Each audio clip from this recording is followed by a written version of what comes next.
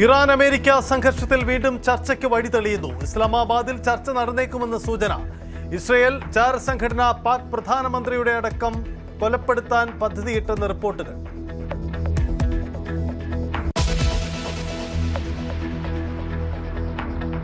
പത്തനംതിട്ടയിൽ 13-കാരിയെ സഹപാഠികൾ പീഡിപ്പിച്ചെന്ന കേസിൽ വൻ വഴിത്തിരിവ്. ലൈംഗിക അതിക്രമത്തിന് പെൺകുട്ടി ഇരയായിട്ടില്ലെന്ന് വൈദ്യപരിശോധനയിൽ തെളിഞ്ഞു. പീഡിപ്പിച്ചിട്ടില്ലെന്ന് മൊഴി മാറ്റി പെൺകുട്ടി.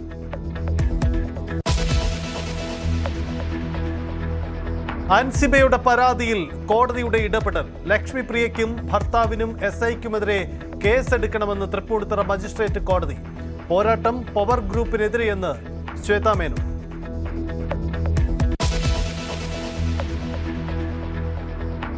കൈവശമുള്ള ആനക്കൊമ്പിന്റെ വിവരങ്ങൾ വനം വകുപ്പിന് കൈമാറി മോഹൻലാൽ.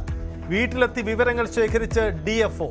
താരത്തിന്റെ കൈവശം 2 ജോഡി ആനക്കൊമ്പുകളും 13 കരകൗശല വസ്തുക്കളും.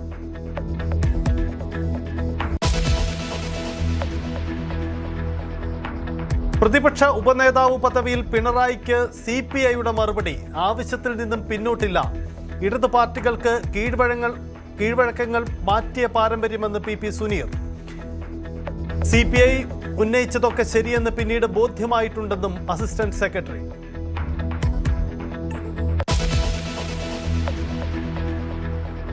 PSC നിയമന വിവാദത്തിൽ നടപടികളിലേക്ക് സർക്കാർ.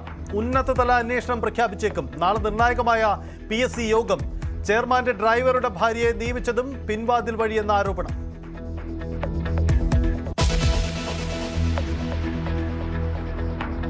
തിരുവനന്തപുരം ആര്യനാട് പോലീസ് സ്റ്റേഷനിൽ യുവാവിന്റെ ആക്രമണം. CAയുടെ തല കസേര കൊണ്ട് അടിച്ചു പൊട്ടിച്ചു.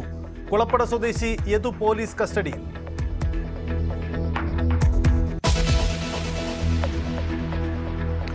പകർച്ചവ്യാധി ഭീഷണിയിൽ തിരുവനന്തപുരം. നഗരത്തിലും ദേശീയപാതയിലും ജലസ്രോതസ്സുകളിലും വൻ മാലിന്യ ശേഖരം.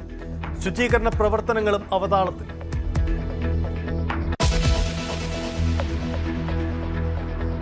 ലോകകപ്പ് പ്രീ ക്വാർട്ടറിൽ ബ്രസീലിൽ നിന്ന് അഗ്നിപരീക്ഷ. എതിരാളികൾ നോർവേ. മെക്സിക്കോ ഇംഗ്ലണ്ടിനെയും നേരിടും. പരാഗ്വയെ തകർത്ത് ഫ്രാൻസ് ക്വാർട്ടറിൽ. കാനഡയെ കീഴടക്കി മൊറോക്കോ.